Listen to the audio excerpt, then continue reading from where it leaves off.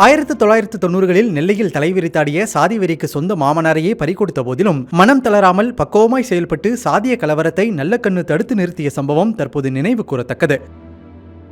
7 வருட சிறைவாசத்திற்கு பிறகு விடுதலையான நல்லக்கண்ணுவிற்கு தானாக முன்வந்து பெண் கொடுத்தவர் சாதி ஒழிப்பு போராளியான அன்னச்சாமி. மாமனாராக மட்டுமின்றி மக்கள் பணியிலும் போராட்ட குணத்திலும் நல்லக்கண்ணுவின் முன்னோடியாக திகழ்ந்தார். இந்நிலையில் 1990களின் பிற்பகுதியில் தென் மாவட்டங்களில் சாதிய கலவரங்களும் கொலைகளும் தொடர்கதையாகின. நெல்லையில் இருவேறு சமூகங்களைச் சேர்ந்தவர்கள் ஒருவரை மாற்றி ஒருவர் கொலை செய்து கொண்டிருந்த கோரமான சூழல் நிலவி வந்தது. அப்படியான சூழலில் சாதிய ஒழிப்புக்காக போராடிய நல்லக்கண்ணுவின் மாமனார் அன்னசாமி வீடு புகுந்து வெட்டி படுகொலை செய்யப்பட்டார். அந்த சமயத்தில் கட்சியின் மாநில செயலாளராக இருந்த நல்லக்கண்ணு உணர்ச்சி வசப்பட்டிருந்தால் கலவரம் மேலும் பெரிதாக வெடித்திருக்கக்கூடும். ஆனால் அன்னசாமியின் கொலையை முன்வைத்து எதிர்த்தரப்பில் மற்றொரு கொலை விழக்கூடாது என்ற பக்குவத்துடன் செயல்பட்ட நல்லக்கண்ணு உள்ளூர்காரர்கள் இதை செய்திருக்க மாட்டார்கள் என உறுதியாக நின்றார். மாமனார் மரணத்திற்கு அரசு கொடுத்த இழப்பீட்டை கலவரத்தால் பாதிக்கப்பட்ட இரு சமூக குழந்தைகளின் கல்வி செலவிற்கு கொடுத்து விட்டார். சாதிய கலவரங்களுக்கு முற்றுப்புள்ளி வைக்க எண்ணி பல கூட்டங்களையும் நடத்த தொடங்கினார். சிலர் செய்த தவறுக்காக ஒரு சமூகத்தையே குற்றவாளியாக்க முடியாது என்கிற நிலைப்பாட்டில் உறுதியாக இருந்து அமைதியை நிலைநாட்டினார் நல்லக்கண்ணு.